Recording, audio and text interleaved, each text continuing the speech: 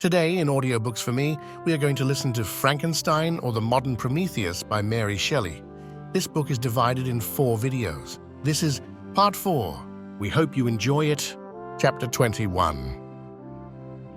I was soon introduced into the presence of the magistrate, an old benevolent man with calm and mild manners. He looked upon me, however, with some degree of severity, and then, turning towards my conductors, he asked who appeared as witnesses on this occasion. About 6 men came forward, and one being selected by the magistrate, he deposed that he had been out fishing the night before with his son and brother-in-law Daniel Nugent, when, about 10 o'clock, they observed a strong northerly blast rising, and they accordingly put in for port. It was a very dark night, as the moon had not yet risen. They did not land at the harbour, but, as they had been accustomed, at a creek about 2 miles below. He walked on first, carrying a part of the fishing tackle, and his companions followed him at some distance. As he was proceeding along the sands, he struck his foot against something and fell at his length on the ground. His companions came up to assist him, and by the light of their lantern, they found that he had fallen on the body of a man who was to all appearance dead. Their first supposition was that it was the corpse of some person who had been drowned and was thrown on shore by the waves, but on examination they found that the clothes were not wet, and even that the body was not then cold. They instantly carried it to the cottage of an old woman near the spot, and endeavoured, but in vain, to restore it to life. It appeared to be a handsome young man, about 25 years of age. He had apparently been strangled, for there was no sign of any violence except the black mark of fingers on his neck. The first part of this deposition did not in the least interest me, but when the mark of the fingers was mentioned, I remembered the murder of my brother and felt myself extremely agitated. My limbs trembled, and a mist came over my eyes, which obliged me to lean on a chair for support. The magistrate observed me with a keen eye, and of course drew an unfavourable augury from my manner.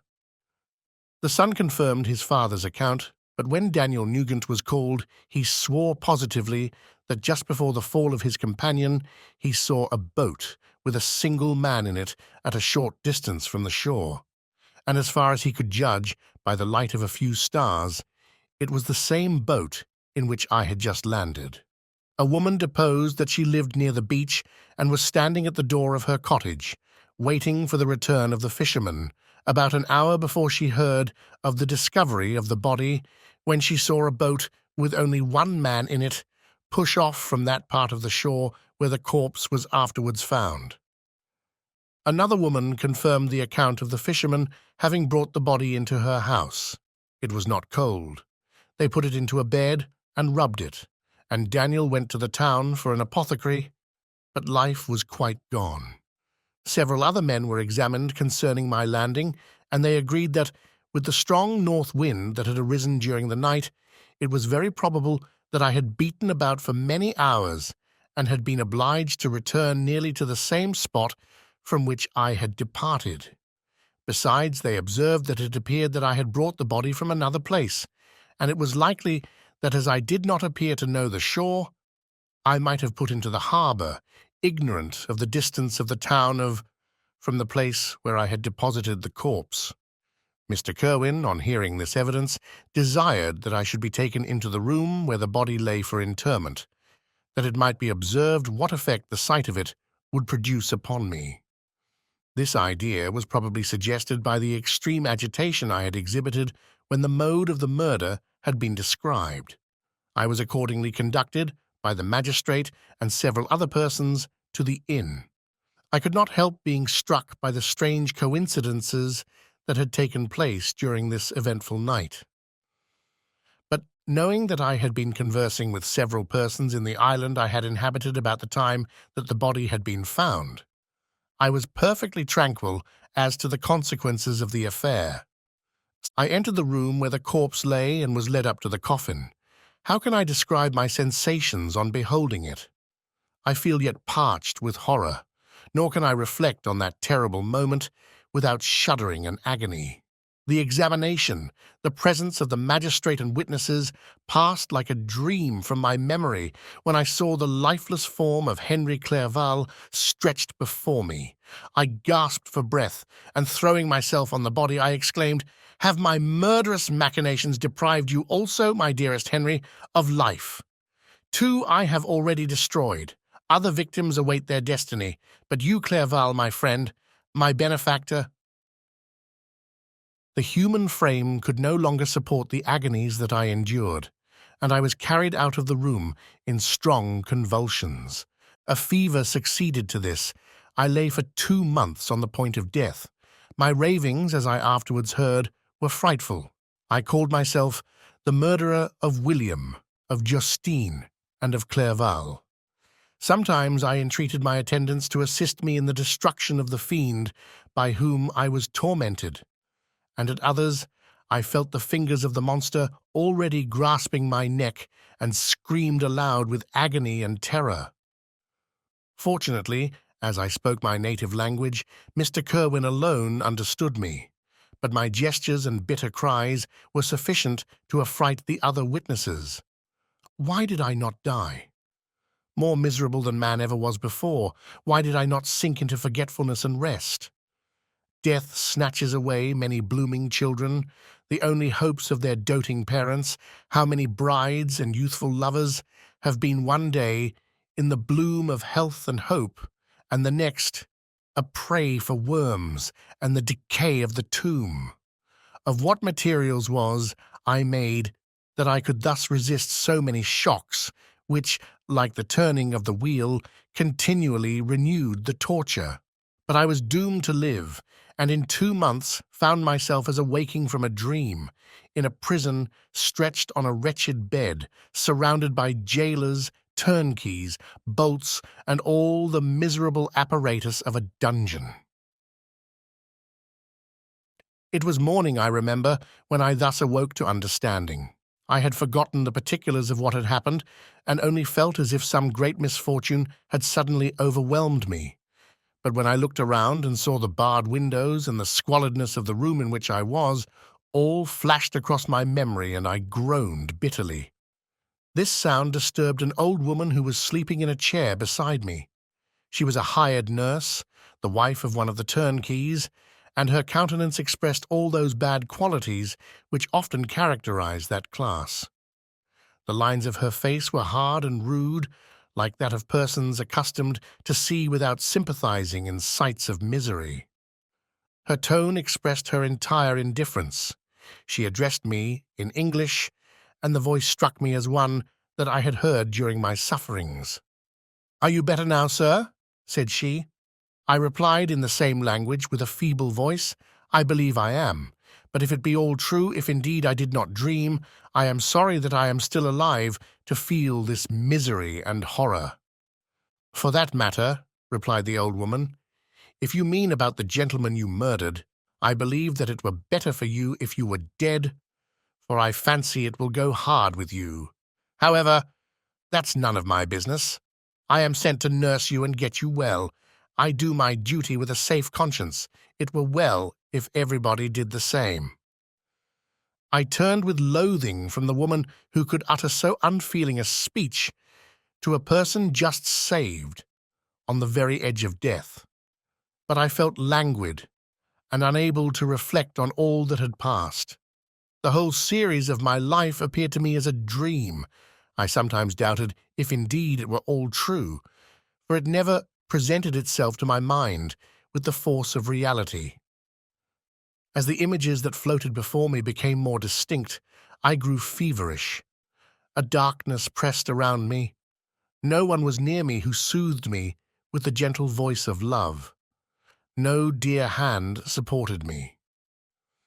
The physician came and prescribed medicines, and the old woman prepared them for me.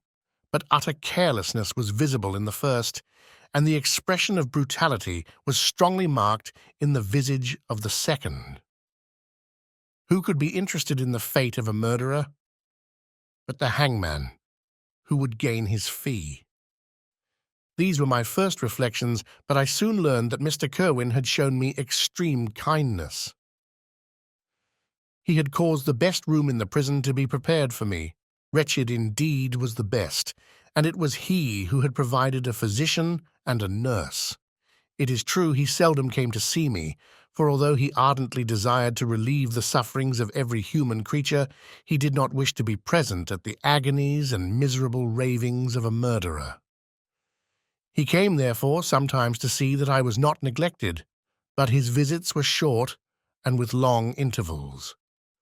One day, while I was gradually recovering, I was seated in a chair, my eyes half open and my cheeks livid like those in death. I was overcome by gloom and misery, and often reflected, I had better seek death than desire to remain in a world which to me was replete with wretchedness. At one time I considered whether I should not declare myself guilty and suffer the penalty of the law, less innocent than poor Justine had been. Such were my thoughts when the door of my apartment was opened and Mr. Kerwin entered. His countenance expressed sympathy and compassion. He drew a chair close to mine and addressed me in French. I fear that this place is very shocking to you. Can I do anything to make you more comfortable? I thank you, but all that you mention is nothing to me. On the whole earth there is no comfort which I am capable of receiving. I know that the sympathy of a stranger can be but of little relief to one borne down as you are by so strange a misfortune. But you will, I hope, soon quit this melancholy abode, for doubtless evidence can easily be brought to free you from the criminal charge. That is my least concern. I am, by a course of strange events, become the most miserable of mortals. Persecuted and tortured as I am and have been, can death be any evil to me?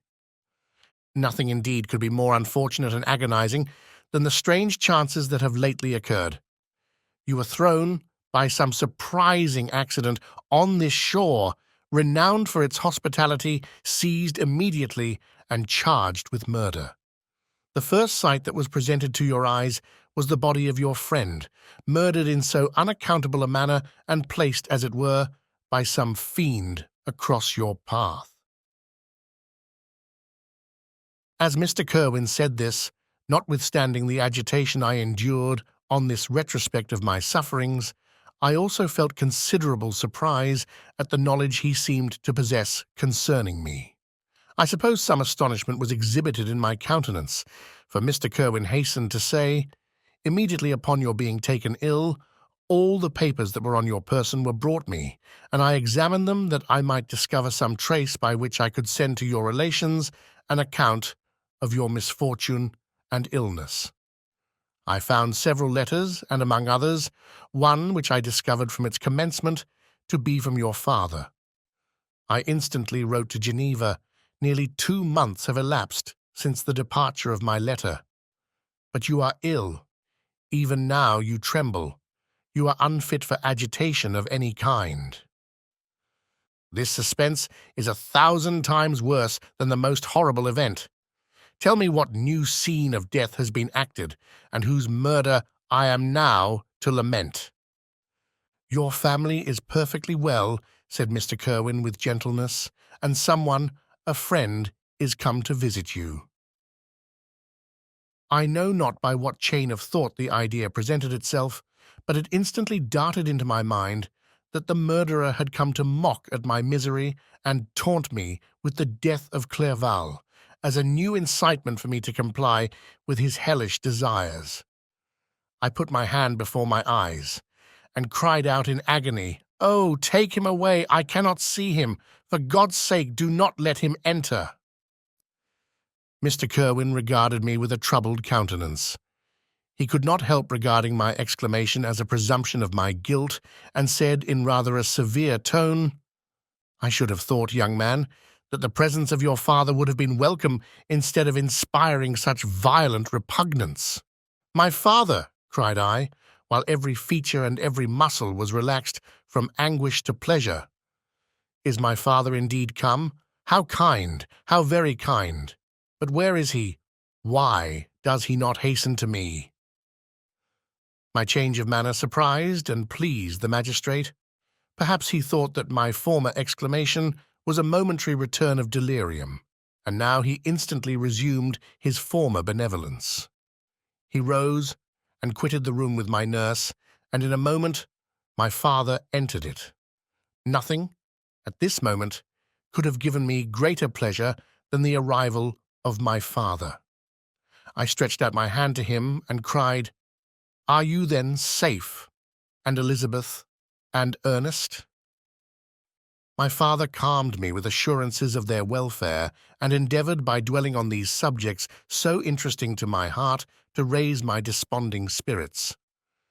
But he soon felt that a prison cannot be the abode of cheerfulness. "What a place is this that you inhabit, my son?" said he, looking mournfully at the barred windows and wretched appearance of the room. "You travelled to seek happiness, but a fatality seems to pursue you, and poor Clerval—" The name of my unfortunate and murdered friend was an agitation too great to be endured in my weak state. I shed tears. "Alas, yes, my father," replied I. "Some destiny of the most horrible kind hangs over me, and I must live to fulfill it, or surely I should have died on the coffin of Henry." We were not allowed to converse for any length of time, for the precarious state of my health rendered every precaution necessary that could ensure tranquillity.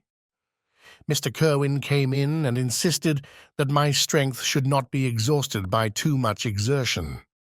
But the appearance of my father was to me like that of my good angel, and I gradually recovered my health. As my sickness quitted me, I was absorbed by a gloomy and black melancholy that nothing could dissipate.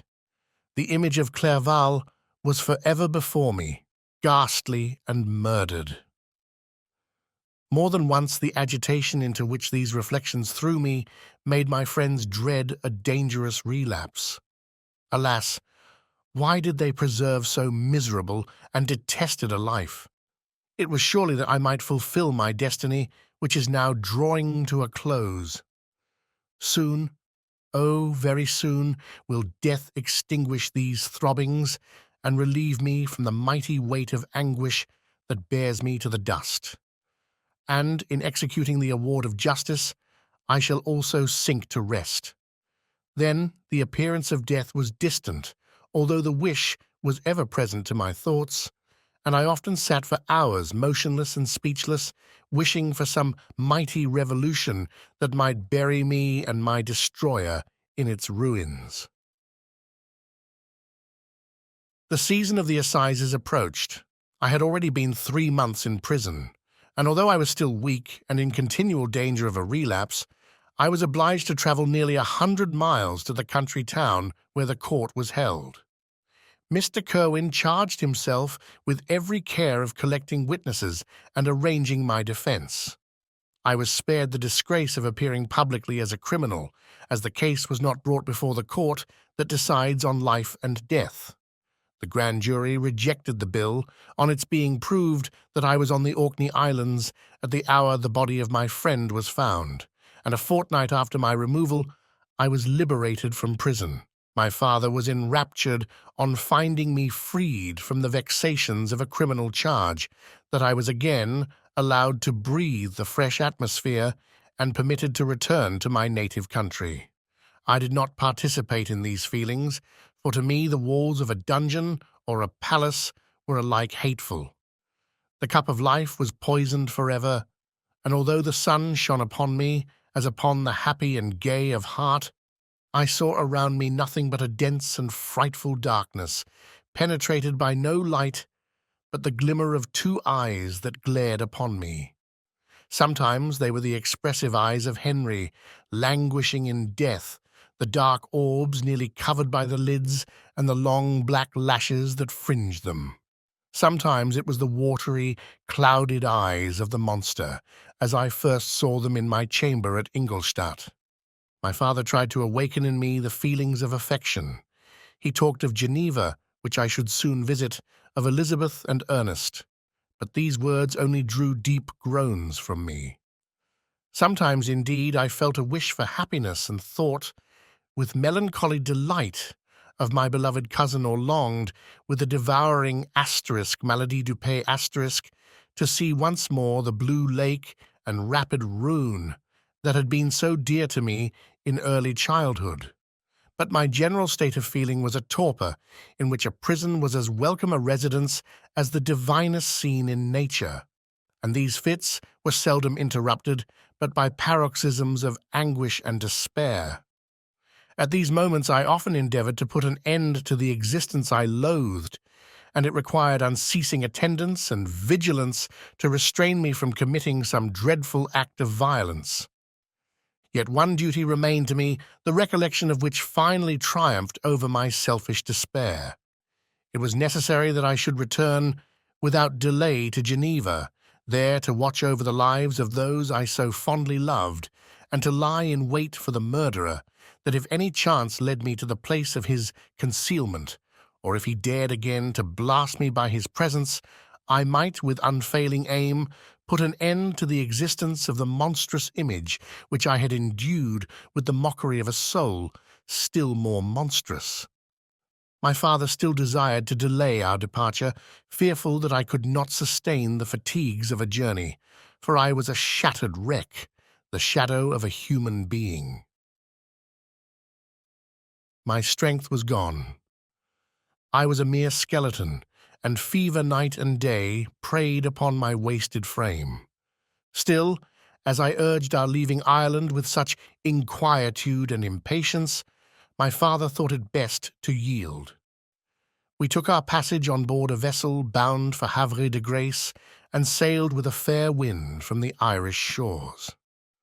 It was midnight. I lay on the deck looking at the stars and listening to the dashing of the waves. I hailed the darkness that shut Ireland from my sight, and my pulse beat with a feverish joy when I reflected that I should soon see Geneva. The past appeared to me in the light of a frightful dream, yet the vessel in which I was, the wind that blew me from the detested shore of Ireland, and the sea which surrounded me told me too forcibly that I was deceived by no vision, and that Clerval, my friend and dearest companion, had fallen a victim to me and the monster of my creation. I repassed, in my memory, my whole life, my quiet happiness while residing with my family in Geneva, the death of my mother, and my departure for Ingolstadt. I remembered, shuddering, the mad enthusiasm that hurried me on to the creation of my hideous enemy, and I called to mind the night in which he first lived. I was unable to pursue the train of thought. 1,000 feelings pressed upon me, and I wept bitterly. Ever since my recovery from the fever, I had been in the custom of taking every night a small quantity of laudanum, for it was by means of this drug only that I was enabled to gain the rest necessary for the preservation of life. Oppressed by the recollection of my various misfortunes, I now swallowed double my usual quantity and soon slept profoundly. But sleep did not afford me respite from thought and misery. My dreams presented 1,000 objects that scared me. Towards morning I was possessed by a kind of nightmare. I felt the fiend's grasp in my neck and could not free myself from it. Groans and cries rang in my ears. My father, who was watching over me, perceiving my restlessness, awoke me. The dashing waves were around, the cloudy sky above. The fiend was not here. A sense of security, a feeling that a truce was established between the present hour and the irresistible, disastrous future, imparted to me a kind of calm forgetfulness, of which the human mind is by its structure peculiarly susceptible. Chapter 22. The voyage came to an end. We landed and proceeded to Paris. I soon found that I had overtaxed my strength and that I must repose before I could continue my journey. My father's care and attentions were indefatigable, but he did not know the origin of my sufferings and sought erroneous methods to remedy the incurable ill. He wished me to seek amusement in society. I abhorred the face of man. Oh, not abhorred. They were my brethren, my fellow beings, and I felt attracted even to the most repulsive among them, as to creatures of an angelic nature and celestial mechanism. but I felt that I had no right to share their intercourse. I had unchained an enemy among them, whose joy it was to shed their blood and to revel in their groans. How they would, each and all, abhor me and hunt me from the world, did they know my unhallowed acts and the crimes which had their source in me. My father yielded at length to my desire to avoid society and strove by various arguments to banish my despair. Sometimes he thought that I felt deeply the degradation of being obliged to answer a charge of murder, and he endeavored to prove to me the futility of pride. "Alas, my father," said I, "how little do you know me. Human beings, their feelings and passions, would indeed be degraded if such a wretch as I felt pride. Justine, poor unhappy Justine, was as innocent as I, and she suffered the same charge. She died for it, and I am the cause of this. I murdered her. William, Justine, and Henry, they all died by my hands." My father had often, during my imprisonment, heard me make the same assertion. When I thus accused myself, he sometimes seemed to desire an explanation, and at others he appeared to consider it as the offspring of delirium, and that during my illness some idea of this kind had presented itself to my imagination, the remembrance of which I preserved in my convalescence. I avoided explanation and maintained a continual silence concerning the wretch I had created. I had a persuasion that I should be supposed mad, and this in itself would forever have chained my tongue. But besides, I could not bring myself to disclose a secret which would fill my hearer with consternation and make fear and unnatural horror the inmates of his breast. I checked, therefore, my impatient thirst for sympathy, and was silent when I would have given the world to have confided the fatal secret. Yet still, words like those I have recorded would burst uncontrollably from me. I could offer no explanation of them, but their truth in part relieved the burden of my mysterious woe. Upon this occasion my father said, with an expression of unbounded wonder, "My dearest Victor, what infatuation is this? My dear son, I entreat you never to make such an assertion again." "I am not mad," I cried energetically. "The sun and the heavens, who have viewed my operations, can bear witness of my truth. I am the assassin of those most innocent victims. They died by my machinations.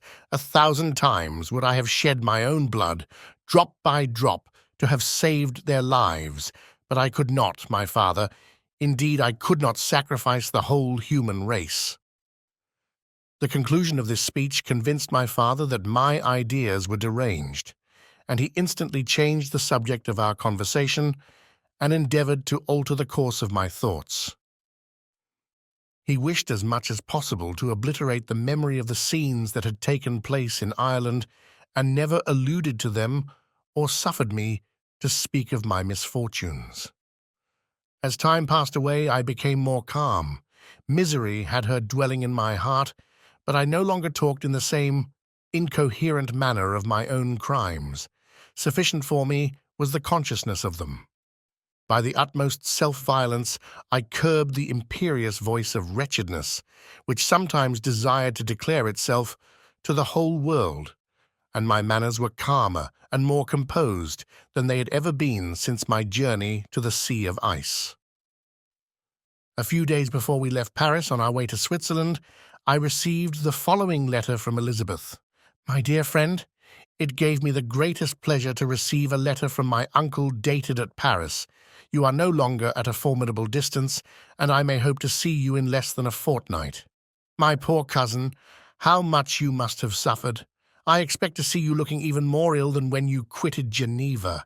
This winter has been passed most miserably, tortured as I have been by anxious suspense. Yet I hope to see peace in your countenance, and to find that your heart is not totally void of comfort and tranquillity. Yet I fear that the same feelings now exist that made you so miserable a year ago, even perhaps augmented by time. I would not disturb you at this period when so many misfortunes weigh upon you, but a conversation that I had with my uncle previous to his departure renders some explanation necessary before we meet. Explanation. You may possibly say, what can Elizabeth have to explain? If you really say this, my questions are answered and all my doubts satisfied. But you are distant from me, and it is possible that you may dread and yet be pleased with this explanation. And in a probability of this being the case, I dare not any longer postpone writing what, during your absence, I have often wished to express to you, but have never had the courage to begin. You well know, Victor, that our union had been the favorite plan of your parents ever since our infancy. We were told this when young and taught to look forward to it as an event that would certainly take place. We were affectionate playfellows during childhood, and I believe dear and valued friends to one another as we grew older. But as brother and sister often entertain a lively affection towards each other without desiring a more intimate union. May not such also be our case? Tell me, dearest Victor, answer me. I conjure you by our mutual happiness with simple truth, do you not love another? You have travelled, you have spent several years of your life at Ingolstadt, and I confess to you, my friend, that when I saw you last autumn so unhappy, flying to solitude from the society of every creature, I could not help supposing that you might regret our connection and believe yourself bound in honour to fulfil the wishes of your parents, although they oppose themselves to your inclinations. But this is false reasoning. I confess to you, my friend, that I love you, and that in my airy dreams of futurity you have been my constant friend and companion. But it is your happiness I desire, as well as my own, when I declare to you that our marriage would render me eternally miserable unless it were the dictate of your own free choice. Even now I weep to think that, borne down as you are by the cruelest misfortunes, you may stifle, by the word honour, all hope of that love and happiness which would alone restore you to yourself. I, who have so disinterested an affection for you, may increase your miseries tenfold by being an obstacle to your wishes. Ah, Victor, be assured that your cousin and playmate has too sincere a love for you not to be made miserable by this supposition. Be happy, my friend, and if you obey me in this one request, remain satisfied that nothing on earth will have the power to interrupt my tranquillity. Do not let this letter disturb you. Do not answer tomorrow or the next day, or even until you come, if it will give you pain. My uncle will send me news of your health, and if I see but one smile on your lips when we meet, occasioned by this or any other exertion of mine, I shall need no other happiness. Elizabeth Lavenza. Geneva, May 18th, 17.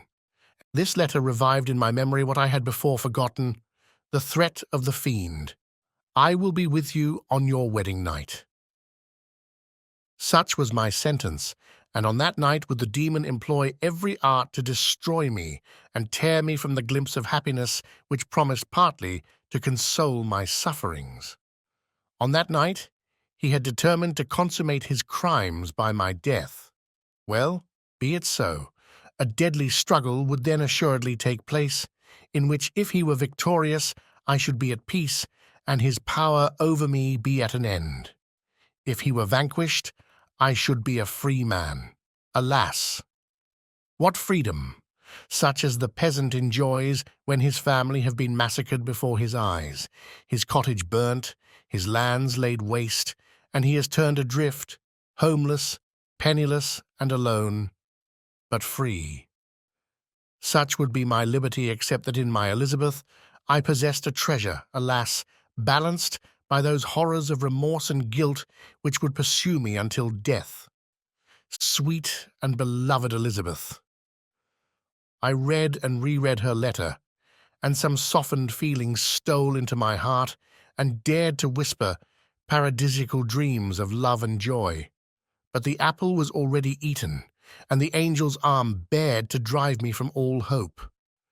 Yet I would die to make her happy. If the monster executed his threat, death was inevitable. Yet again I considered whether my marriage would hasten my fate. My destruction might indeed arrive a few months sooner, but if my torturer should suspect that I postponed it, influenced by his menaces, he would surely find other, and perhaps more dreadful means of revenge.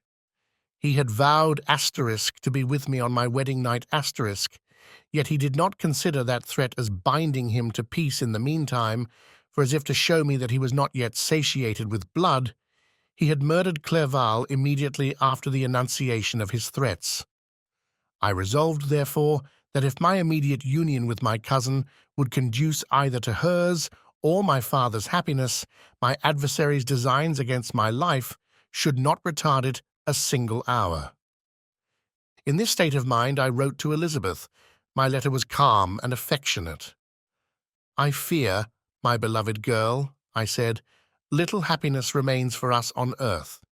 Yet all that I may one day enjoy is centered in you. Chase away your idle fears. To you alone do I consecrate my life and my endeavors for contentment. I have one secret, Elizabeth, a dreadful one. When revealed to you, it will chill your frame with horror, and then, far from being surprised at my misery, you will only wonder that I survive what I have endured. I will confide this tale of misery and terror to you the day after our marriage shall take place. For, my sweet cousin, there must be perfect confidence between us, but until then, I conjure you, do not mention or allude to it. This I most earnestly entreat, and I know you will comply." In about a week after the arrival of Elizabeth's letter, we returned to Geneva. The sweet girl welcomed me with warm affection, yet tears were in her eyes as she beheld my emaciated frame and feverish cheeks. I saw a change in her also. She was thinner and had lost much of that heavenly vivacity that had before charmed me, but her gentleness and soft looks of compassion made her a more fit companion for one blasted and miserable as I was. The tranquillity which I now enjoyed did not endure. Memory brought madness with it, and when I thought of what had passed, a real insanity possessed me. Sometimes I was furious and burnt with rage, sometimes low and despondent. I neither spoke nor looked at anyone, but sat motionless, bewildered by the multitude of miseries that overcame me. Elizabeth alone had the power to draw me from these fits. Her gentle voice would soothe me when transported by passion and inspire me with human feelings when sunk in torpor. She wept with me and for me. When reason returned, she would remonstrate and endeavor to inspire me with resignation. Ah, it is well for the unfortunate to be resigned, but for the guilty there is no peace. The agonies of remorse poison the luxury there is otherwise sometimes found in indulging the excess of grief. Soon after my arrival, my father spoke of my immediate marriage with Elizabeth. I remained silent. "Have you, then, some other attachment?" "None on earth.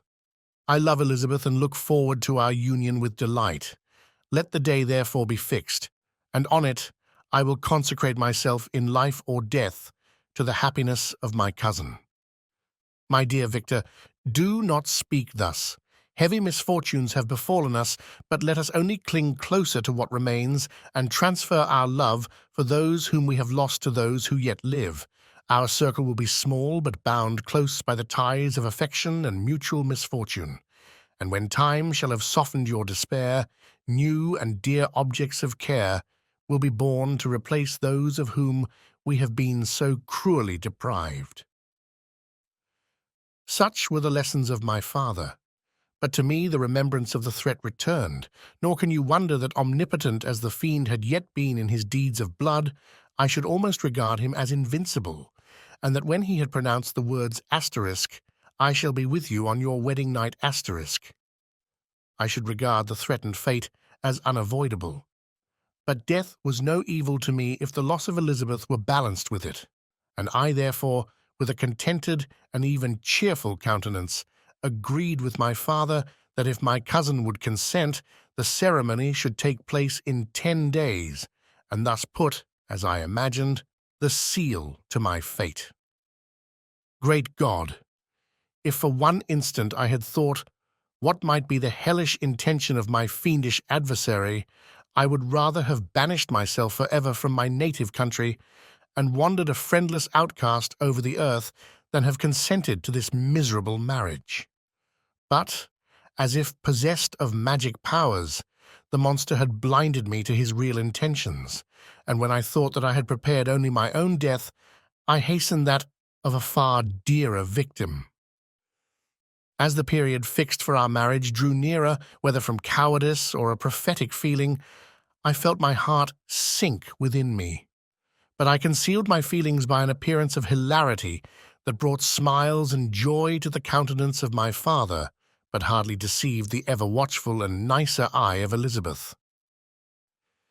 She looked forward to our union with placid contentment, not unmingled with a little fear, which past misfortunes had impressed, that what now appeared certain and tangible happiness might soon dissipate into an airy dream and leave no trace but deep and everlasting regret.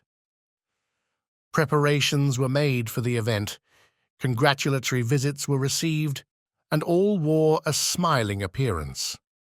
I shut up, as well as I could, in my own heart, the anxiety that preyed there, and entered with seeming earnestness into the plans of my father, although they might only serve as the decorations of my tragedy. Through my father's exertions, a part of the inheritance of Elizabeth had been restored to her by the Austrian government. A small possession on the shores of Como belonged to her. It was agreed that, immediately after our union, we should proceed to Villa Lavenza and spend our first days of happiness beside the beautiful lake near which it stood. In the meantime, I took every precaution to defend my person in case the fiend should openly attack me. I carried pistols and a dagger constantly about me, and was ever on the watch to prevent artifice, and by these means gained a greater degree of tranquillity.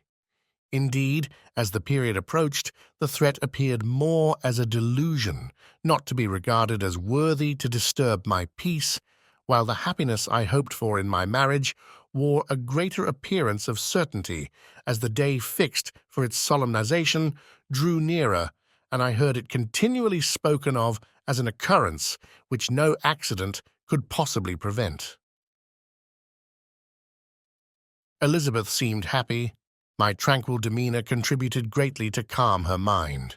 But on the day that was to fulfill my wishes and my destiny, she was melancholy, and a presentiment of evil pervaded her.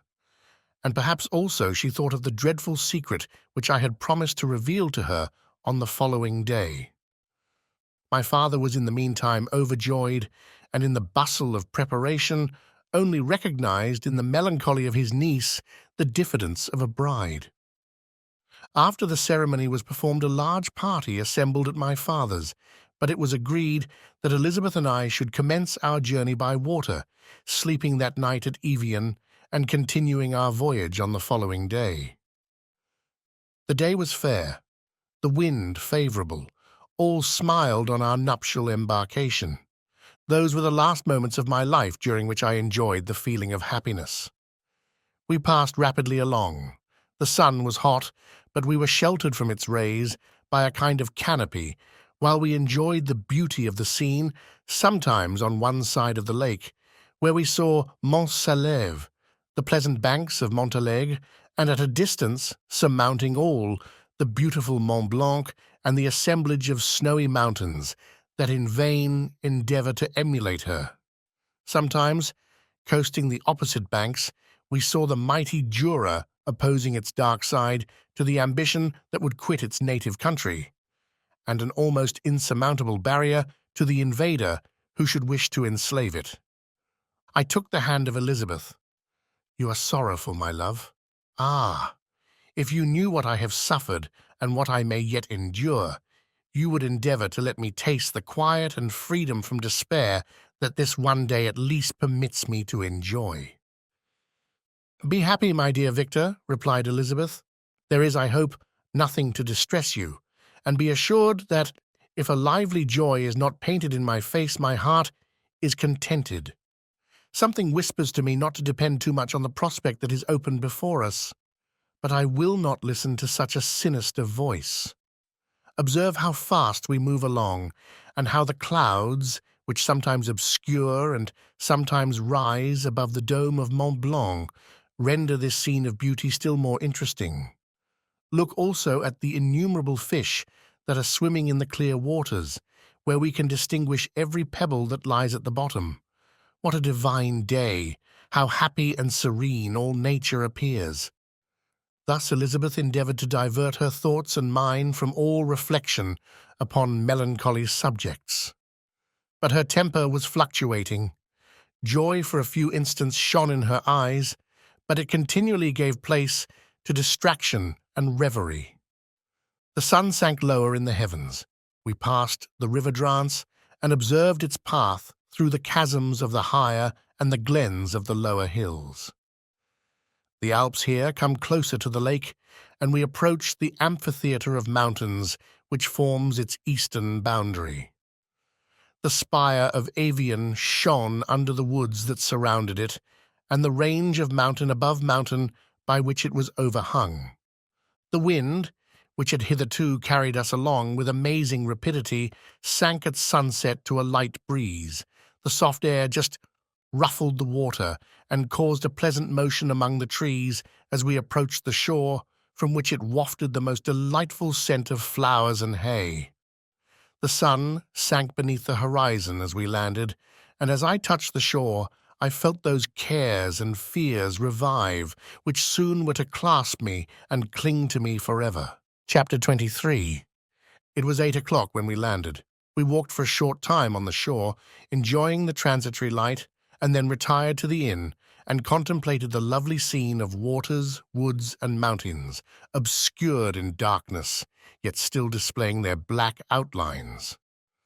The wind, which had fallen in the south, now rose with great violence in the west. The moon had reached her summit in the heavens and was beginning to descend. The clouds swept across it swifter than the flight of the vulture and dimmed her rays, while the lake reflected the scene of the busy heavens, rendered still busier by the restless waves that were beginning to rise. Suddenly, a heavy storm of rain descended. I had been calm during the day, but so soon as night obscured the shapes of objects, 1,000 fears arose in my mind. I was anxious and watchful, while my right hand grasped a pistol which was hidden in my bosom.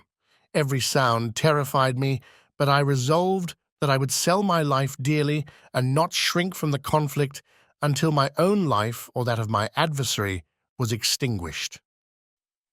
Elizabeth observed my agitation for some time in timid and fearful silence, but there was something in my glance which communicated terror to her, and trembling she asked, "What is it that agitates you, my dear Victor? What is it you fear?" "Oh, peace, peace, my love," replied I. "This night, and all will be safe, but this night is dreadful, very dreadful."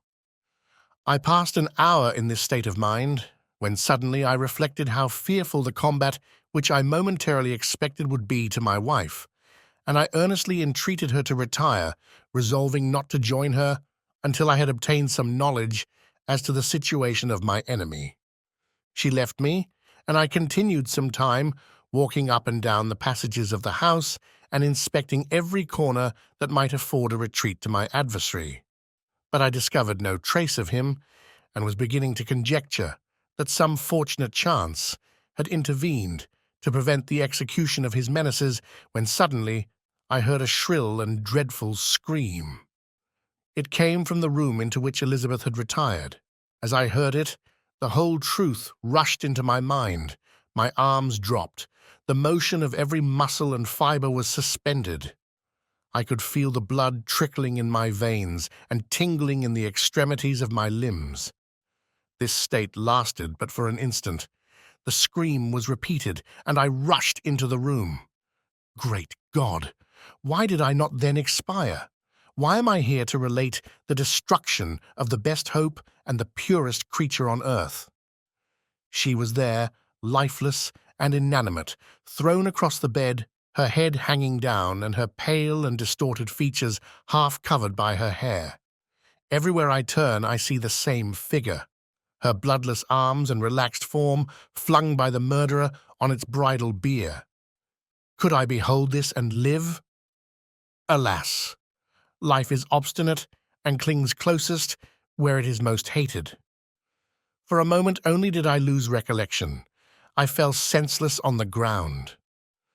When I recovered, I found myself surrounded by the people of the inn. Their countenances expressed a breathless terror, but the horror of others appeared only as a mockery, a shadow of the feelings that oppressed me. I escaped from them to the room where lay the body of Elizabeth. My love, my wife, so lately living, so dear, so worthy. She had been moved from the posture in which I had first beheld her, and now, as she lay, her head upon her arm and a handkerchief thrown across her face and neck, I might have supposed her asleep. I rushed towards her and embraced her with ardor, but the deadly languor and coldness of the limbs told me that what I now held in my arms had ceased to be the Elizabeth whom I had loved and cherished. The murderous mark of the fiend's grasp was on her neck, and the breath had ceased to issue from her lips. While I still hung over her in the agony of despair, I happened to look up. The windows of the room had before been darkened, and I felt a kind of panic on seeing the pale yellow light of the moon illuminate the chamber. The shutters had been thrown back, and with a sensation of horror not to be described, I saw at the open window a figure the most hideous and abhorred. A grin was on the face of the monster. He seemed to jeer, as with his fiendish finger he pointed towards the corpse of my wife. I rushed towards the window and, drawing a pistol from my bosom, fired, but he eluded me, leaped from his station, and running with the swiftness of lightning, plunged into the lake. The report of the pistol brought a crowd into the room. I pointed to the spot where he had disappeared, and we followed the track with boats. Nets were cast, but in vain. After passing several hours, we returned hopeless, most of my companions believing it to have been a form conjured up by my fancy. After having landed, they proceeded to search the country, parties going in different directions among the woods and vines. I attempted to accompany them and proceeded a short distance from the house, but my head whirled round. My steps were like those of a drunken man. I fell at last in a state of utter exhaustion. A film covered my eyes, and my skin was parched with the heat of fever. In this state I was carried back and placed on a bed, hardly conscious of what had happened. My eyes wandered round the room as if to seek something that I had lost. After an interval I arose, and as if by instinct crawled into the room where the corpse of my beloved lay. There were women weeping around. I hung over it and joined my sad tears to theirs.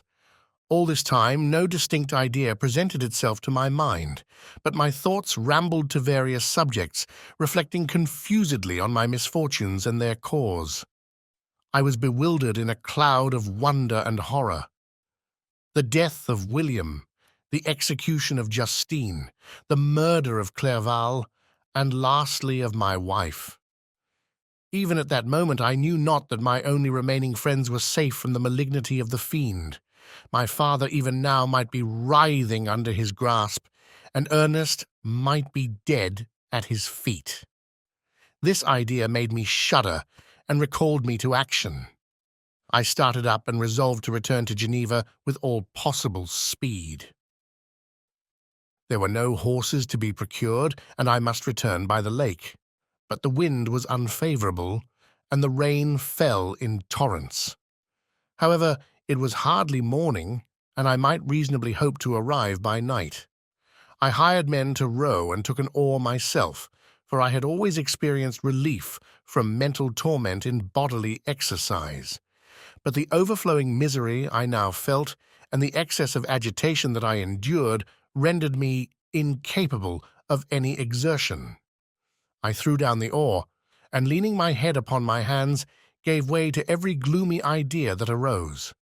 If I looked up, I saw scenes which were familiar to me in my happier time, and which I had contemplated but the day before in the company of her who was now but a shadow and a recollection. Tears streamed from my eyes. The rain had ceased for a moment, and I saw the fish play in the waters as they had done a few hours before. They had then been observed by Elizabeth. Nothing is so painful to the human mind as a great and sudden change.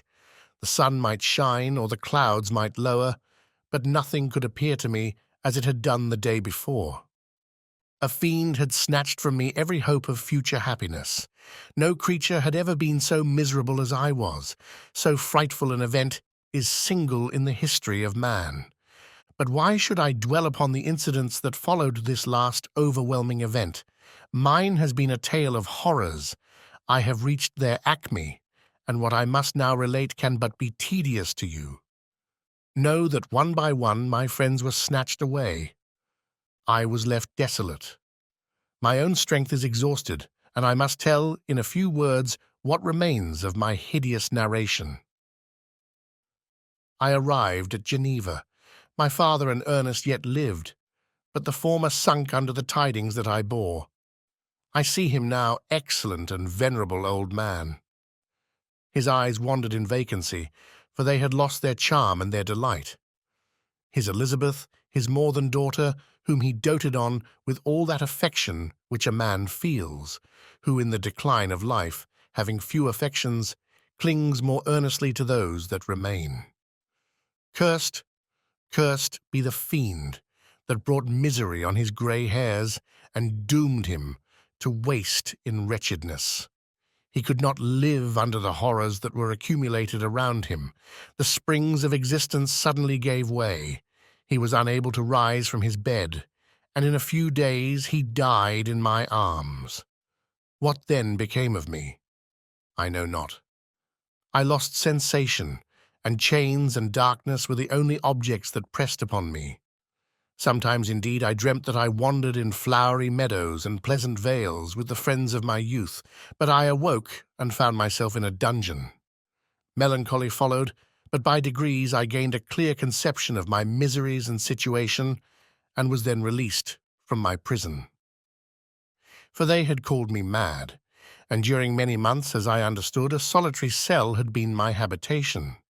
Liberty, however, had been a useless gift to me, had I not, as I awakened to reason, at the same time awakened to revenge.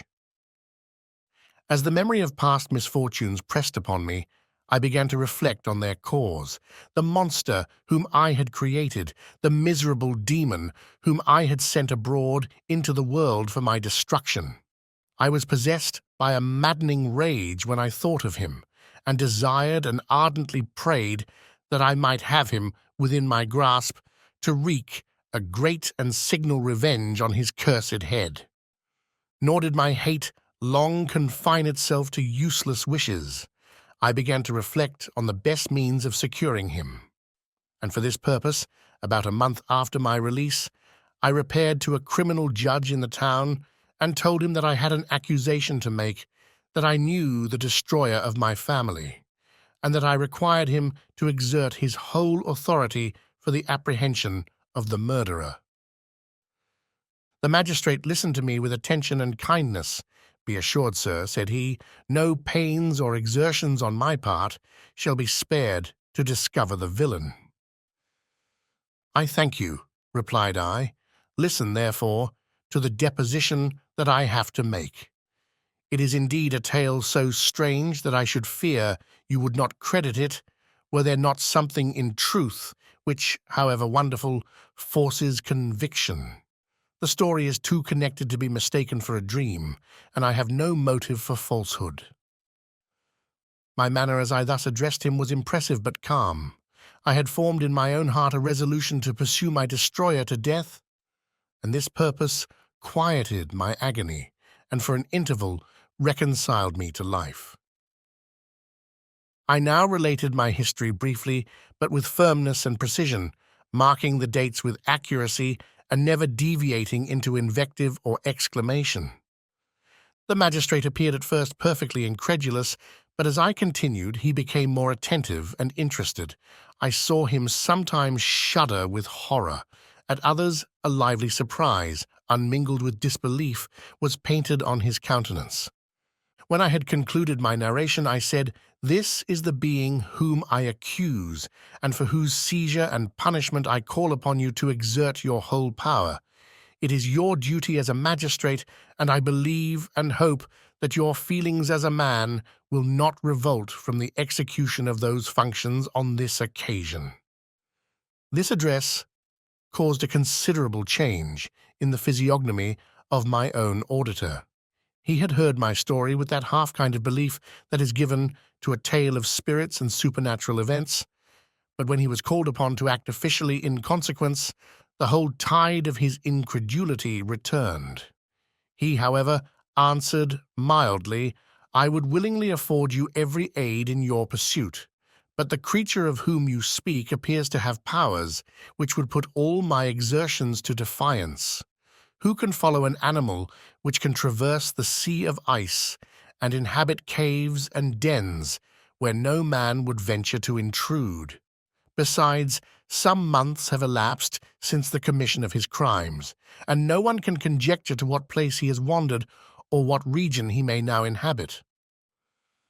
I do not doubt that he hovers near the spot which I inhabit, and if he has indeed taken refuge in the Alps, he may be hunted like the chamois and destroyed as a beast of prey. But I perceive your thoughts. You do not credit my narrative and do not intend to pursue my enemy with the punishment which is his desert." As I spoke, rage sparkled in my eyes. The magistrate was intimidated.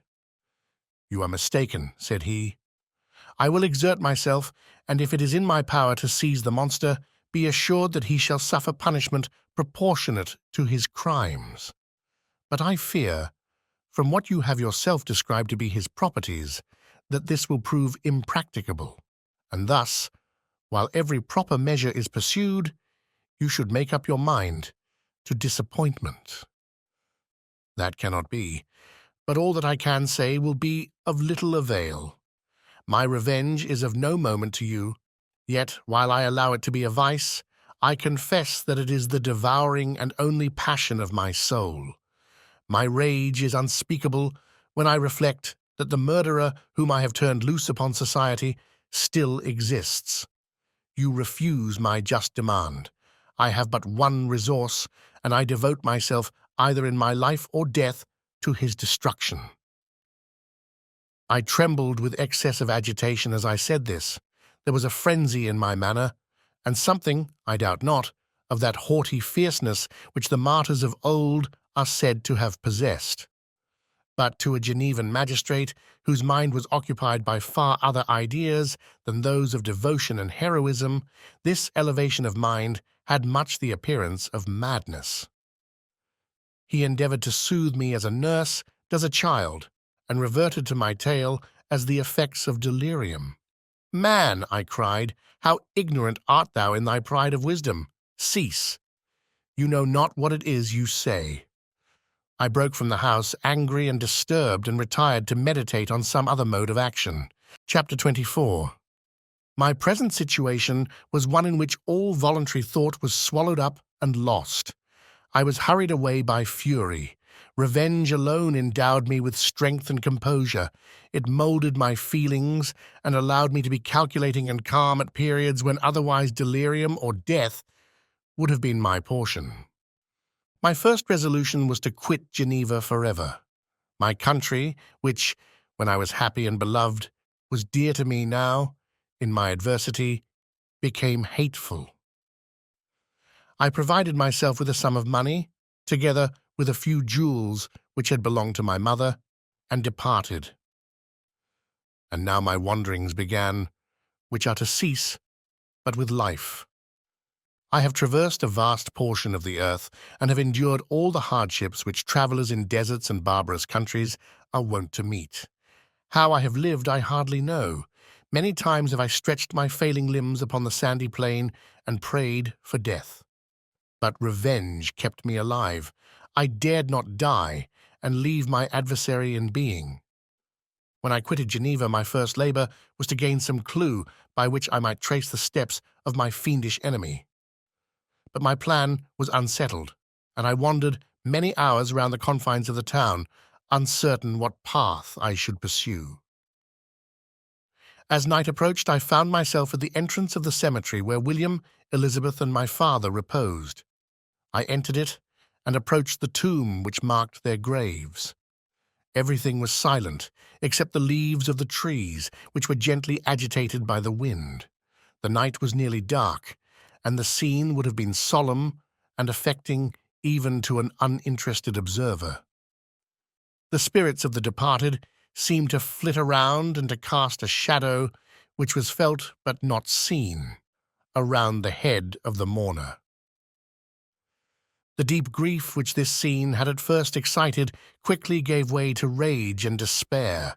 They were dead, and I lived. Their murderer also lived, and to destroy him I must drag out my weary existence.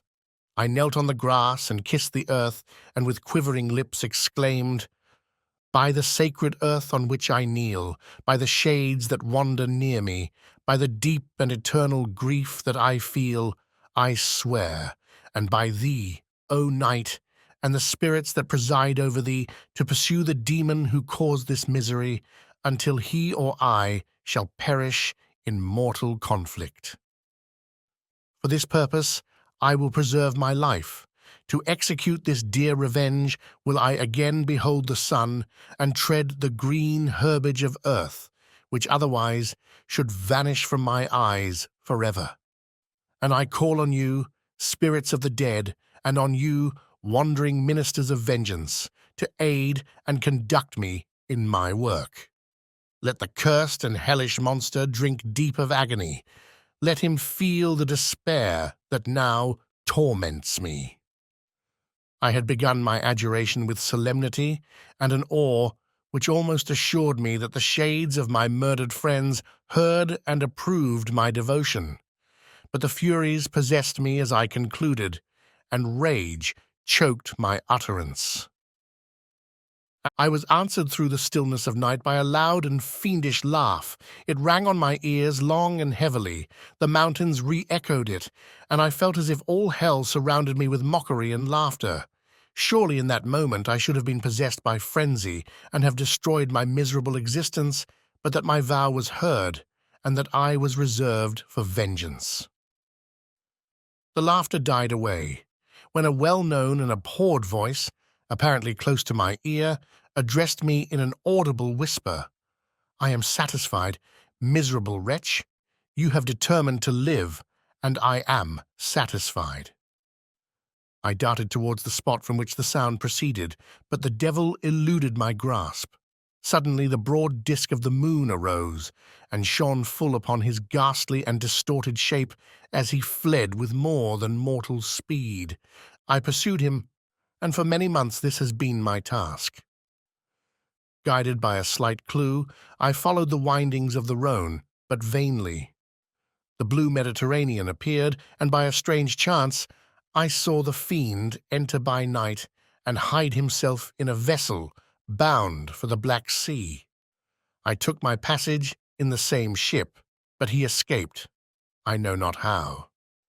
Amidst the wilds of Tartary and Russia, although he still evaded me, I have ever followed in his track.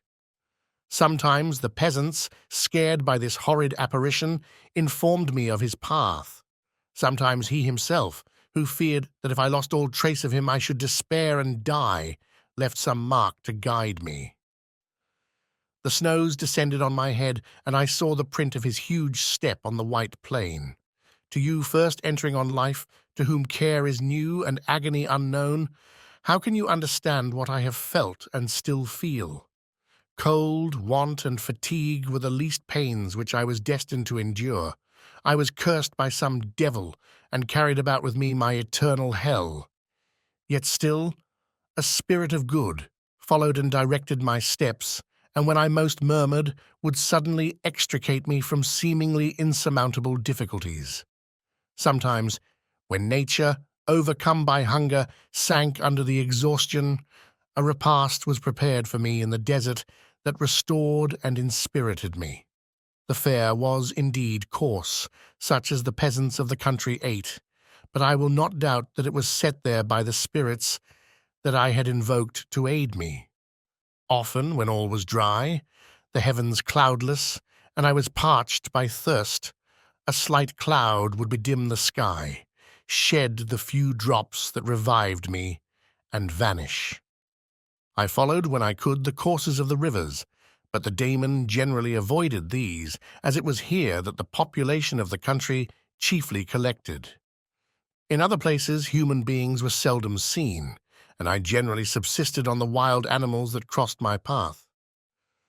I had money with me and gained the friendship of the villagers by distributing it. Or I brought with me some food that I had killed, which, after taking a small part, I always presented to those who had provided me with fire and utensils for cooking.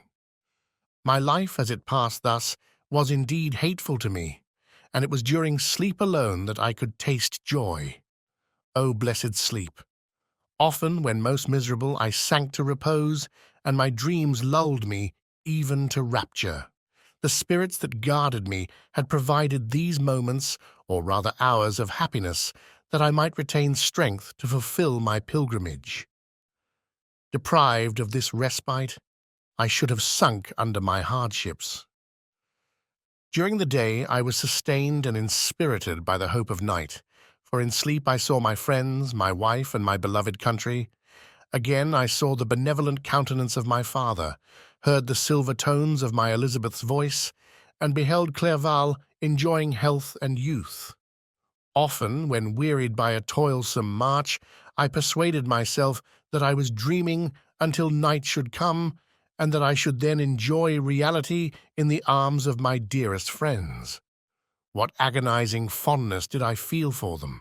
How did I cling to their dear forms, as sometimes they haunted even my waking hours, and persuade myself that they still lived. At such moments vengeance, that burned within me, died in my heart, and I pursued my path towards the destruction of the demon more as a task enjoined by heaven, as the mechanical impulse of some power of which I was unconscious, than as the ardent desire of my soul. What his feelings were, whom I pursued, I cannot know. Sometimes, indeed, he left marks in writing on the barks of the trees, or cut in stone that guided me and instigated my fury. My reign is not yet over. These words were legible in one of these inscriptions: "You live, and my power is complete. Follow me. I seek the everlasting ices of the north, where you will feel the misery of cold and frost, to which I am impassive. You will find near this place, if you follow not too tardily, a dead hare. Eat and be refreshed. Come on, my enemy, we have yet to wrestle for our lives, but many hard and miserable hours must you endure until that period shall arrive. Scoffing devil, again do I vow vengeance. Again do I devote thee, miserable fiend, to torture and death. Never will I give up my search until he or I perish. And then with what ecstasy shall I join my Elizabeth and my departed friends, who even now prepare for me the reward of my tedious toil and horrible pilgrimage. As I still pursued my journey to the northward, the snows thickened, and the cold increased in a degree almost too severe to support. The peasants were shut up in their hovels, and only a few of the most hardy ventured forth to seize the animals whom starvation had forced from their hiding places to seek for prey. The rivers were covered with ice, and no fish could be procured, and thus I was cut off from my chief article of maintenance. The triumph of my enemy increased with the difficulty of my labors. One inscription that he left was in these words: "Prepare. Your toils only begin. Wrap yourself in furs and provide food, for we shall soon enter upon a journey where your sufferings will satisfy my everlasting hatred." My courage and perseverance were invigorated by these scoffing words. I resolved not to fail in my purpose, and calling on heaven to support me, I continued with unabated fervor to traverse immense deserts until the ocean appeared at a distance and formed the utmost boundary of the horizon. Oh, how unlike it was to the blue seasons of the south. Covered with ice, it was only to be distinguished from land by its superior wildness and ruggedness. The Greeks wept for joy when they beheld the Mediterranean from the hills of Asia, and hailed with rapture the boundary of their toils.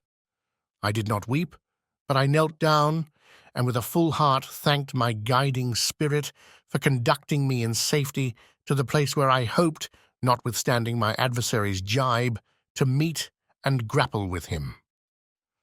Some weeks before this period, I had procured a sledge and dogs, and thus traversed the snows with inconceivable speed.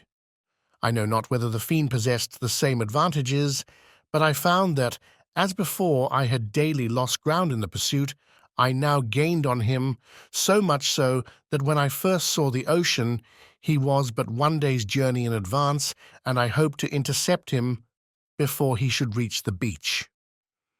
With new courage, therefore, I pressed on, and in 2 days arrived at a wretched hamlet on the seashore. I inquired of the inhabitants concerning the fiend, and gained accurate information. A gigantic monster, they said, had arrived the night before, armed with a gun and many pistols, putting to flight the inhabitants of a solitary cottage through fear of his terrific appearance.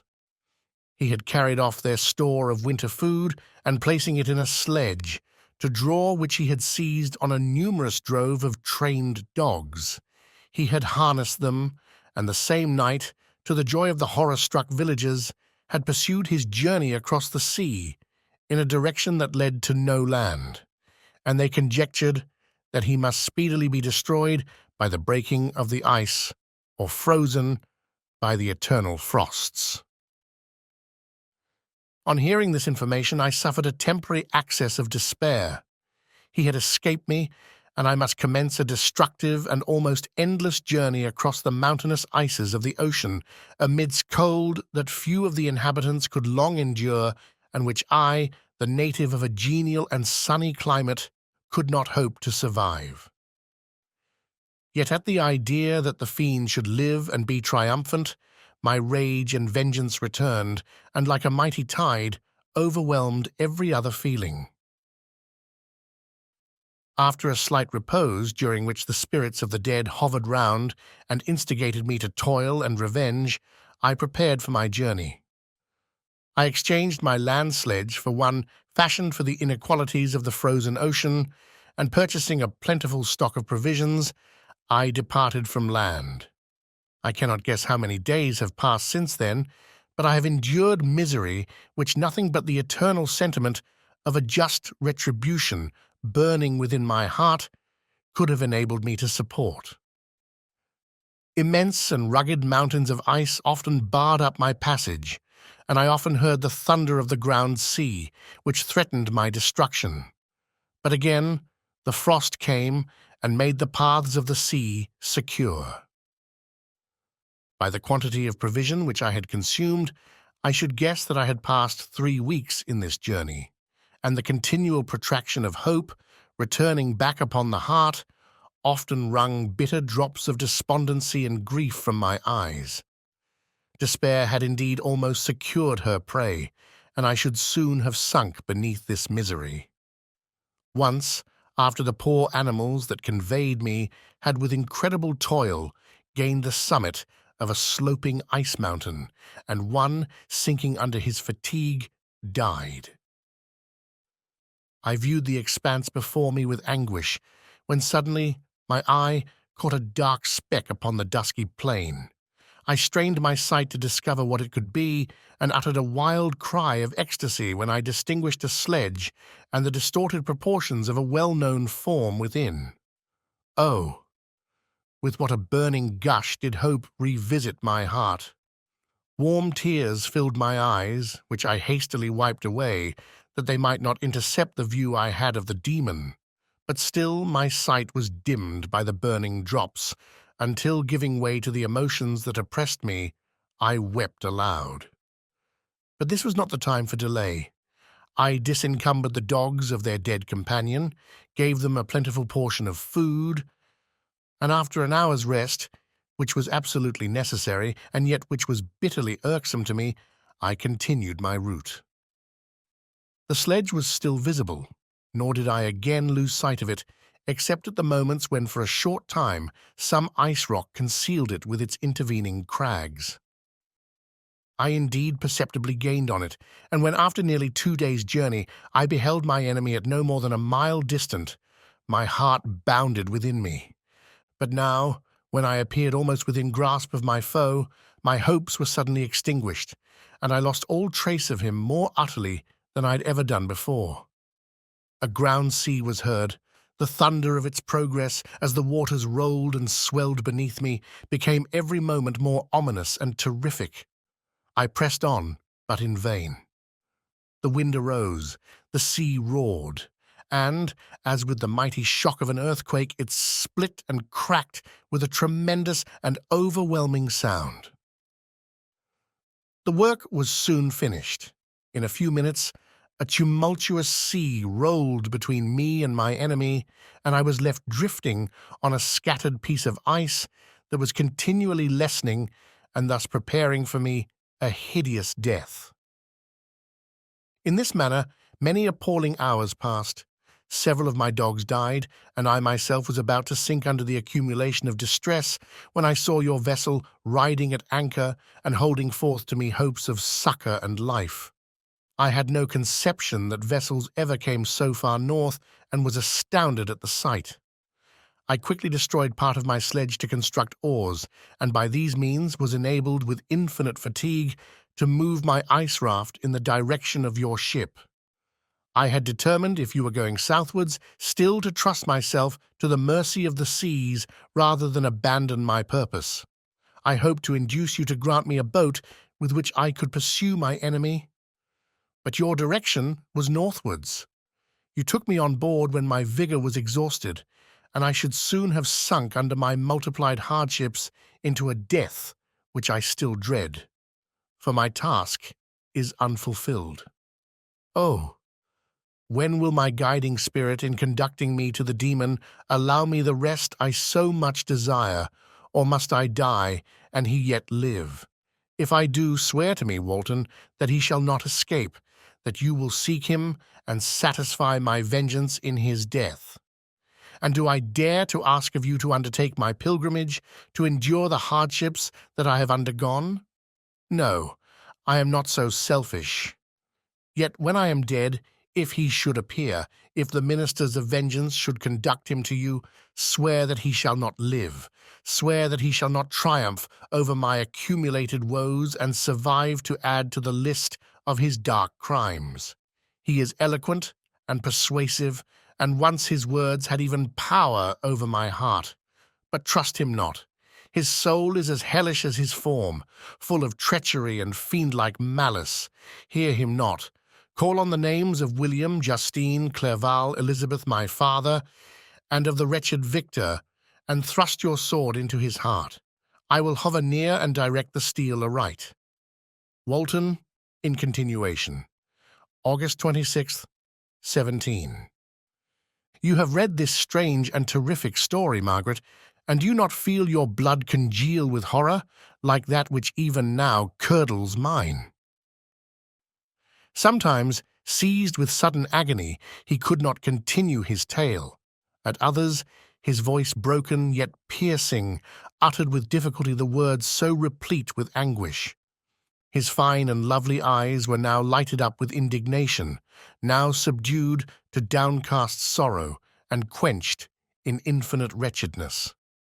Sometimes he commanded his countenance and tones, and related the most horrible incidents with a tranquil voice, suppressing every mark of agitation. Then, like a volcano bursting forth, his face would suddenly change to an expression of the wildest rage as he shrieked out imprecations on his persecutor.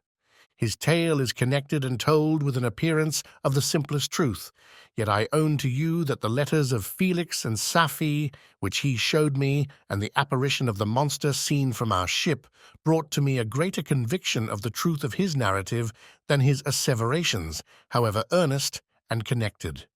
Such a monster has, then, really existence. I cannot doubt it, yet I am lost in surprise and admiration. Sometimes I endeavored to gain from Frankenstein the particulars of his creature's formation, but on this point he was impenetrable.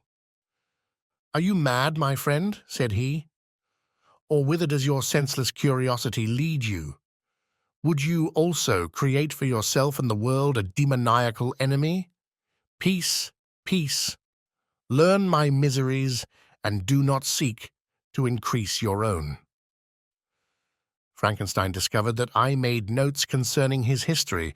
He asked to see them, and then himself corrected and augmented them in many places, but principally in giving the life and spirit to the conversations he held with his enemy. "Since you have preserved my narration," said he, "I would not that a mutilated one should go down to posterity." Thus has a week passed away, while I have listened to the strangest tale that ever imagination formed. My thoughts and every feeling of my soul have been drunk up by the interest for my guest which this tale and his own elevated and gentle manners have created. I wish to soothe him, yet can I counsel one so infinitely miserable, so destitute of every hope of consolation, to live? Oh no! The only joy that he can now know will be when he composes his shattered spirit to peace and death. Yet he enjoys one comfort, the offspring of solitude and delirium. He believes that when in dreams he holds converse with his friends, and derives from that communion consolation for his miseries or excitements to his vengeance, that they are not the creations of his fancy, but the beings themselves who visit him from the regions of a remote world. This faith gives a solemnity to his reveries that render them to me almost as imposing and interesting as truth. Our conversations are not always confined to his own history and misfortunes. On every point of general literature, he displays unbounded knowledge and a quick and piercing apprehension. His eloquence is forcible and touching, nor can I hear him when he relates a pathetic incident or endeavors to move the passions of pity or love without tears. What a glorious creature must he have been in the days of his prosperity, when he is thus noble and godlike in ruin. He seems to feel his own worth and the greatness of his fall. "When younger," said he, "I believed myself destined for some great enterprise. My feelings are profound, but I possessed a coolness of judgment that fitted me for illustrious achievements. This sentiment of the worth of my nature supported me when others would have been oppressed, for I deemed it criminal to throw away in useless grief those talents that might be useful to my fellow creatures. When I reflected on the work I had completed, no less a one than the creation of a sensitive and rational animal, I could not rank myself with the herd of common projectors. But this thought, which supported me in the commencement of my career, now serves only to plunge me lower in the dust. All my speculations and hopes are as nothing, and like the archangel who aspired to omnipotence, I am chained in an eternal hell. My imagination was vivid, yet my powers of analysis and application were intense. By the union of these qualities, I conceived the idea and executed the creation of a man. Even now, I cannot recollect without passion my reveries while the work was incomplete. I trod heaven in my thoughts, now exulting in my powers, now burning with the idea of their effects. From my infancy I was imbued with high hopes and a lofty ambition. But how am I sunk? Oh, my friend, if you had known me as I once was, you would not recognize me in this state of degradation. Despondency rarely visited my heart. A high destiny seemed to bear me on, until I fell never again to rise. Must I then lose this admirable being? I have longed for a friend. I have sought one who would sympathize with and love me. Behold, on these desert seas I have found such a one, but I fear I have gained him only to know his value and lose him. I would reconcile him to life, but he repulses the idea. "I thank you, Walton," he said, "for your kind intentions towards so miserable a wretch, But when you speak of new ties and fresh affections, think you that any can replace those who are gone? Can any man be to me as Clerval was, or any woman another Elizabeth? Even where the affections are not strongly moved by any superior excellence, the companions of our childhood always possess a certain power over our minds which hardly any later friend can obtain. They know our infantine dispositions, which, however they may be afterwards modified, are never eradicated, and they can judge of our actions with more certain conclusions as to the integrity of our motives. A sister or a brother can never, unless indeed such symptoms have been shown early, suspect the other of fraud or false dealing, when another friend, however strongly he may be attached, may, in spite of himself, be contemplated with suspicion. But I enjoyed friends, dear not only through habit and association, but from their own merits, and wherever I am, the soothing voice of my Elizabeth and the conversation of Clerval will be ever whispered in my ear. They are dead, and but one feeling in such a solitude can persuade me to preserve my life. If I were engaged in any high undertaking or design, fraught with extensive utility to my fellow creatures, then could I live to fulfill it. But such is not my destiny. I must pursue and destroy the being to whom I gave existence. Then my lot on earth will be fulfilled, and I may die. My beloved sister, September 2nd. I write to you, encompassed by peril and ignorant, whether I am ever doomed to see again dear England and the dearer friends that inhabit it. I am surrounded by mountains of ice which admit of no escape and threaten every moment to crush my vessel. The brave fellows whom I have persuaded to be my companions look towards me for aid, but I have none to bestow. There is something terribly appalling in our situation, yet my courage and hopes do not desert me. Yet it is terrible to reflect that the lives of all these men are endangered through me. If we are lost, my mad schemes are the cause. And what, Margaret, will be the state of your mind? You will not hear of my destruction, and you will anxiously await my return. Years will pass, and you will have visitings of despair, and yet be tortured by hope. Oh, my beloved sister, the sickening failing of your heartfelt expectations is in prospect more terrible to me than my own death. But you have a husband and lovely children. You may be happy.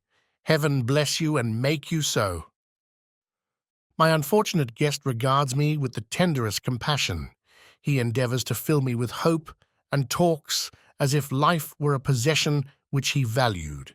He reminds me how often the same accidents have happened to other navigators who have attempted this sea, and in spite of myself, he fills me with cheerful auguries. Even the sailors feel the power of his eloquence. When he speaks, they no longer despair.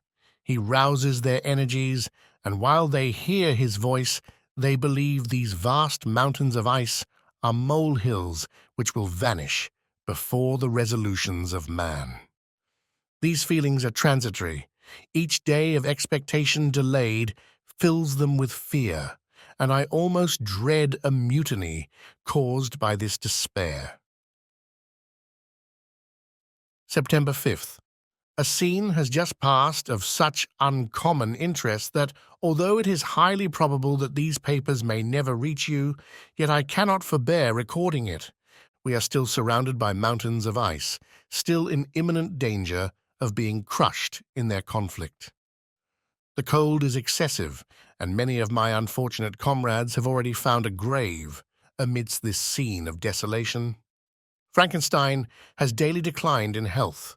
A feverish fire still glimmers in his eyes, but he is exhausted, and when suddenly roused to any exertion, he speedily sinks again into apparent lifelessness. I mentioned in my last letter the fears I entertained of a mutiny. This morning, as I sat watching the wan countenance of my friend, his eyes half closed and his limbs hanging listlessly, I was roused by half a dozen of the sailors, who demanded admission into the cabin. They entered, and their leader addressed me. He told me that he and his companions had been chosen by the other sailors to come in deputation to me to make me a requisition which, in justice, I could not refuse. We were immured in ice and should probably never escape, but they feared that if, as was possible, the ice should dissipate and a free passage be opened, I should be rash enough to continue my voyage and lead them into fresh dangers after they might happily have surmounted this. They insisted, therefore, that I should engage with a solemn promise that if the vessel should be freed, I would instantly direct my course southwards. This speech troubled me. I had not despaired, nor had I yet conceived the idea of returning if set free. Yet could I, in justice, or even in possibility, refuse this demand? I hesitated before I answered, when Frankenstein, who had at first been silent, and indeed appeared hardly to have force enough to attend, now roused himself. His eyes sparkled, and his cheeks flushed with momentary vigor. Turning towards the men, he said, "What do you mean? What do you demand of your captain? Are you then so easily turned from your design? Did you not call this a glorious expedition? And wherefore was it glorious?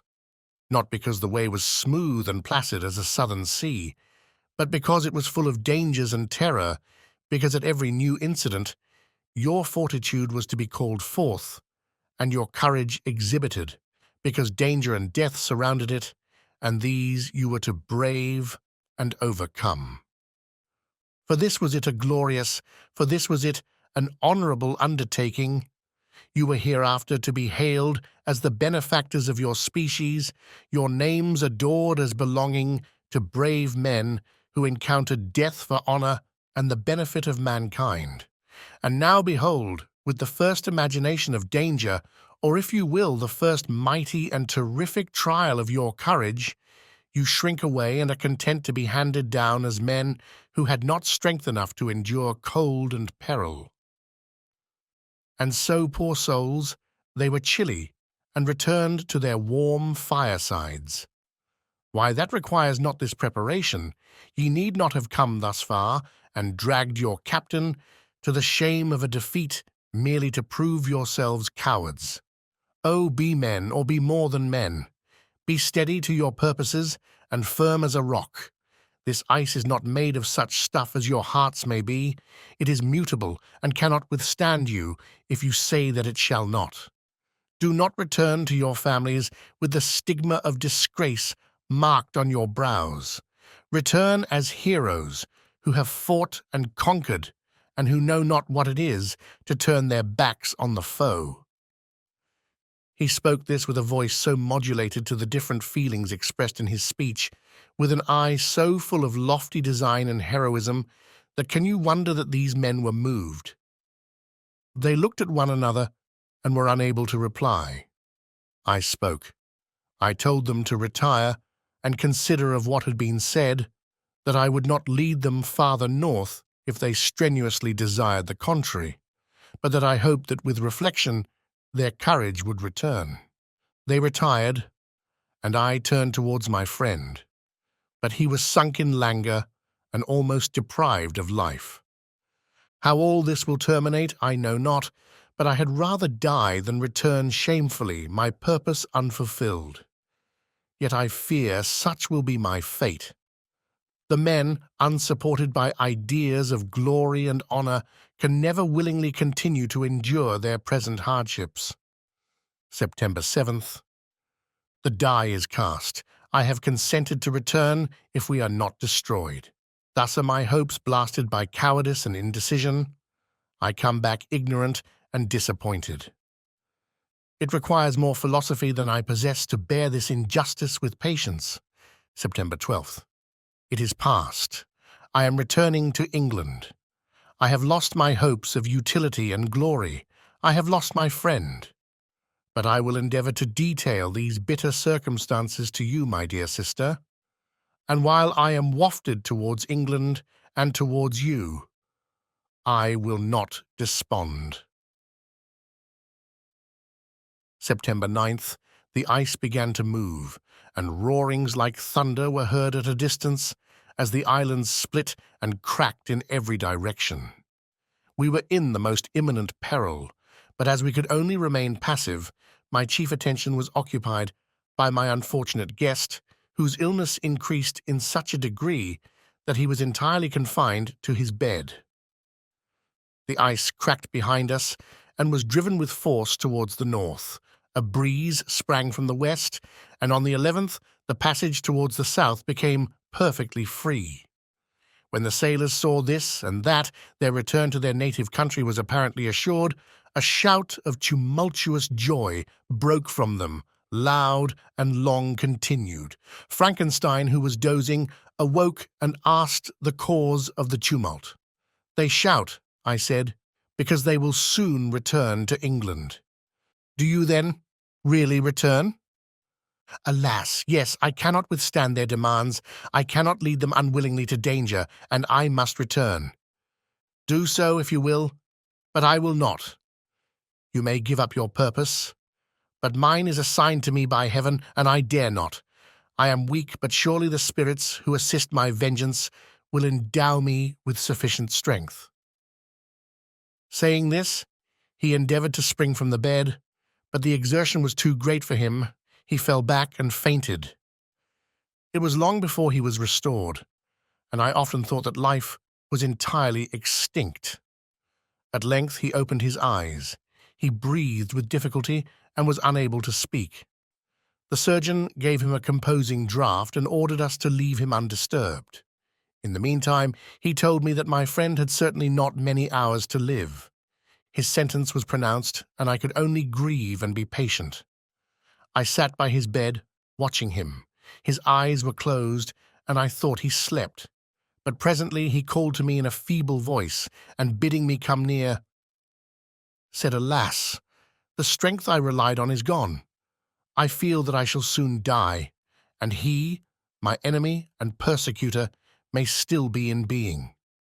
Think not, Walton, that in the last moments of my existence I feel that burning hatred and ardent desire of revenge I once expressed, but I feel myself justified in desiring the death of my adversary. During these last days I have been occupied in examining my past conduct, nor do I find it blamable. In a fit of enthusiastic madness, I created a rational creature, and was bound towards him to assure, as far as was in my power, his happiness and well-being. This was my duty, but there was another still paramount to that. My duties towards the beings of my own species had greater claims to my attention, because they included a greater proportion of happiness or misery. Urged by this view, I refused, and I did right in refusing, to create a companion for the first creature. He showed unparalleled malignity and selfishness in evil. He destroyed my friends. He devoted to destruction beings who possessed exquisite sensations, happiness, and wisdom, nor do I know where this thirst for vengeance may end. Miserable himself, that he may render no other wretched, he ought to die. The task of his destruction was mine, but I have failed. When actuated by selfish and vicious motives, I asked you to undertake my unfinished work, and I renew this request now, when I am only induced by reason and virtue. Yet I cannot ask you to renounce your country and friends to fulfill this task. And now that you are returning to England, you will have little chance of meeting with him. But the consideration of these points, and the well-balancing of what you may esteem your duties, I leave to you. My judgment and ideas are already disturbed by the near approach of death. I dare not ask you to do what I think right, for I may still be misled by passion. That he should live to be an instrument of mischief disturbs me. In other respects, this hour, when I momentarily expect my release, is the only happy one which I have enjoyed for several years. The forms of the beloved dead flit before me, and I hasten to their arms. Farewell, Walton. Seek happiness in tranquillity and avoid ambition, even if it be only the apparently innocent one of distinguishing yourself in science and discoveries. Yet why do I say this? I have myself been blasted in these hopes, yet another may succeed. His voice became fainter as he spoke, and at length, exhausted by his effort, he sank into silence. About half an hour afterwards he attempted again to speak, but was unable. He pressed my hand feebly, and his eyes closed forever, while the irradiation of a gentle smile passed away from his lips. Margaret, what comment can I make on the untimely extinction of this glorious spirit? What can I say that will enable you to understand the depth of my sorrow? All that I should express would be inadequate and feeble. My tears flow. My mind is overshadowed by a cloud of disappointment. But I journey towards England, and I may there find consolation. I am interrupted. What do these sounds portend? It is midnight. The breeze blows fairly, and the watch on deck scarcely stir. Again there is a sound as of a human voice, but hoarser. It comes from the cabin where the remains of Frankenstein still lie. I must arise and examine. Good night, my sister. Great God! What a scene has just taken place! I am yet dizzy with the remembrance of it. I hardly know whether I shall have the power to detail it, yet the tale which I have recorded would be incomplete without this final and wonderful catastrophe. I entered the cabin where lay the remains of my ill-fated and admirable friend.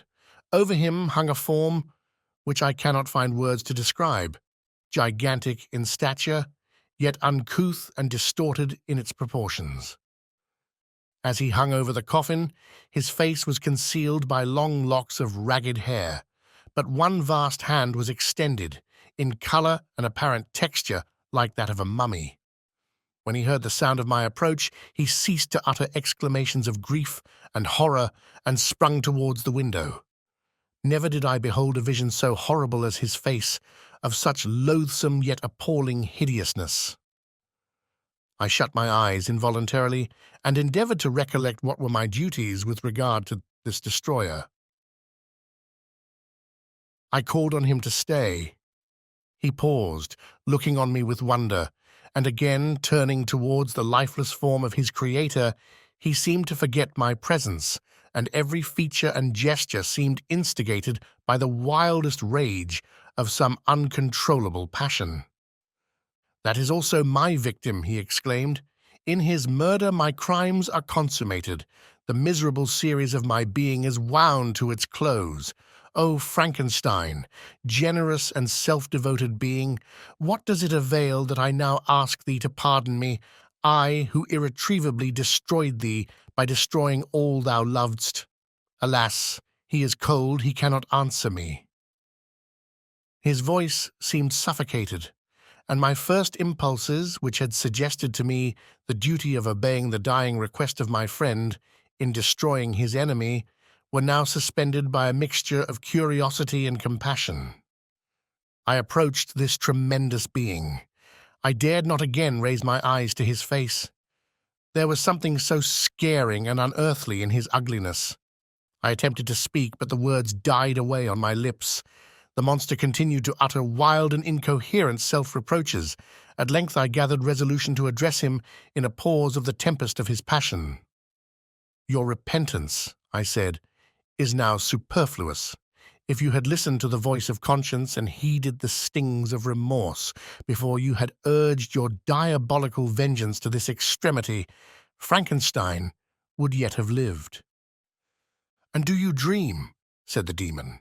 "Do you think that I was then dead to agony and remorse? He continued, pointing to the corpse, "he suffered not in the consummation of the deed. Oh, not the 10,000th portion of the anguish that was mine during the lingering detail of its execution. A frightful selfishness hurried me on, while my heart was poisoned with remorse. Think you that the groans of Clerval were music to my ears?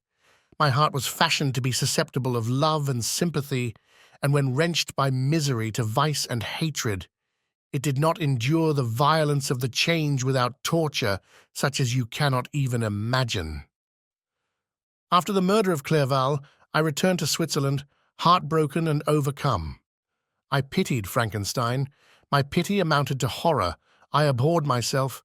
But when I discovered that he, The author at once of my existence and of its unspeakable torments dared to hope for happiness, that while he accumulated wretchedness and despair upon me, he sought his own enjoyment in feelings and passions from the indulgence of which I was forever barred.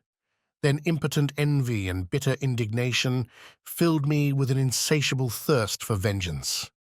I recollected my threat and resolved that it should be accomplished. I knew that I was preparing for myself a deadly torture, but I was the slave, not the master, of an impulse which I detested, yet could not disobey. Yet when she died— Nay, then I was not miserable. I had cast off all feeling, subdued all anguish, to riot in the excess of my despair. Evil thenceforth became my good. Urged thus far, I had no choice but to adapt my nature to an element which I had willingly chosen. The completion of my demoniacal design became an insatiable passion, and now it is ended. There is my last victim. I was at first touched by the expressions of his misery. Yet, when I called to mind what Frankenstein had said of his powers of eloquence and persuasion, and when I again cast my eyes on the lifeless form of my friend, indignation was rekindled within me. "Wretch," I said, "it is well that you come here to whine over the desolation that you have made. You throw a torch into a pile of buildings, and when they are consumed, you sit among the ruins and lament the fall. Hypocritical fiend! If he whom you mourn still lived, still would he be the object, again would he become the prey, of your accursed vengeance. It is not pity that you feel. You lament only because the victim of your malignity is withdrawn from your power." "Oh, it is not thus, not thus," interrupted the being. "Yet such must be the impression conveyed to you by what appears to be the purport of my actions. Yet I seek not a fellow feeling in my misery. No sympathy may I ever find. When I first sought it, it was the love of virtue, the feelings of happiness and affection with which my whole being overflowed, that I wished to be participated. But now that virtue has become to me a shadow, and that happiness and affection are turned into bitter and loathing despair, in what should I seek for sympathy? I am content to suffer alone while my sufferings shall endure. When I die, I am well satisfied that abhorrence and opprobrium should load my memory. Once my fancy was soothed with dreams of virtue, of fame, and of enjoyment. Once I falsely hoped to meet with beings who, pardoning my outward form, would love me for the excellent qualities which I was capable of unfolding. I was nourished with high thoughts of honor and devotion. But now crime has degraded me beneath the meanest animal. No guilt, no mischief, no malignity, no misery can be found comparable to mine. When I run over the frightful catalogue of my sins, I cannot believe that I am the same creature whose thoughts were once filled with sublime and transcendent visions of the beauty and the majesty of goodness. But it is even so. The fallen angel becomes a malignant devil. Yet even that enemy of God and man had friends and associates in his desolation. I am alone. You who call Frankenstein your friend seem to have a knowledge of my crimes and his misfortunes, but in the detail which he gave you of them, he could not sum up the hours and months of misery which I endured, wasting in impotent passions. For while I destroyed his hopes, I didn't satisfy my own desires. They were forever ardent and craving. Still I desired love and fellowship, and I was still spurned. Was there no injustice in this? Am I to be thought the only criminal when all humankind sinned against me? Why do you not hate Felix, who drove his friend from his door with contumely?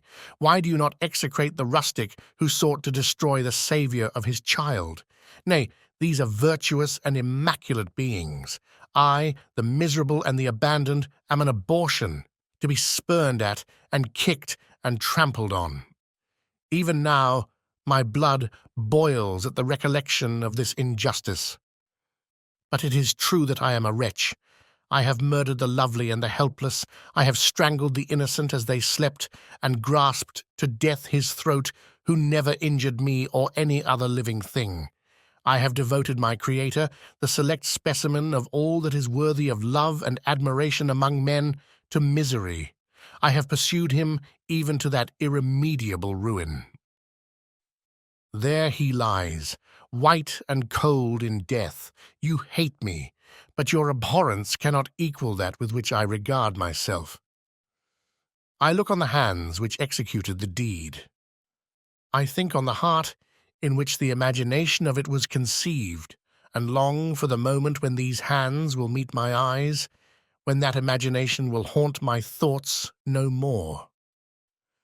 Fear not that I shall be the instrument of future mischief. My work is nearly complete. Neither yours nor any man's death is needed to consummate the series of my being and accomplish that which must be done, but it requires my own. Do not think that I shall be slow to perform this sacrifice. I shall quit your vessel on the ice raft which brought me thither, and shall seek the most northern extremity of the globe. I shall collect my funeral pile and consume to ashes this miserable frame, that its remains may afford no light to any curious and unhallowed wretch who would create such another as I have been. I shall die. I shall no longer feel the agonies which now consume me, or be the prey of feelings unsatisfied, yet unquenched. He is dead who called me into being, and when I shall be no more, the very remembrance of us both will speedily vanish. I shall no longer see the sun or stars, or feel the winds play on my cheeks. Light, feeling, and sense will pass away, and in this condition must I find my happiness. Some years ago, when the images which this world affords first opened upon me, when I felt the cheering warmth of summer, and heard the rustling of the leaves and the warbling of the birds, and these were all to me, I should have wept to die. Now it is my only consolation. Polluted by crimes and torn by the bitterest remorse, where can I find rest but in death? Farewell. I leave you, and in you the last of humankind, whom these eyes will ever behold. Farewell, Frankenstein.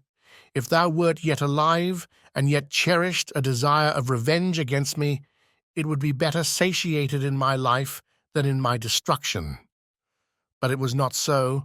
Thou didst seek my extinction, that I might not cause greater wretchedness, and if yet, in some mode unknown to me, thou hadst not ceased to think and feel, thou wouldst not desire against me a vengeance greater than that which I feel.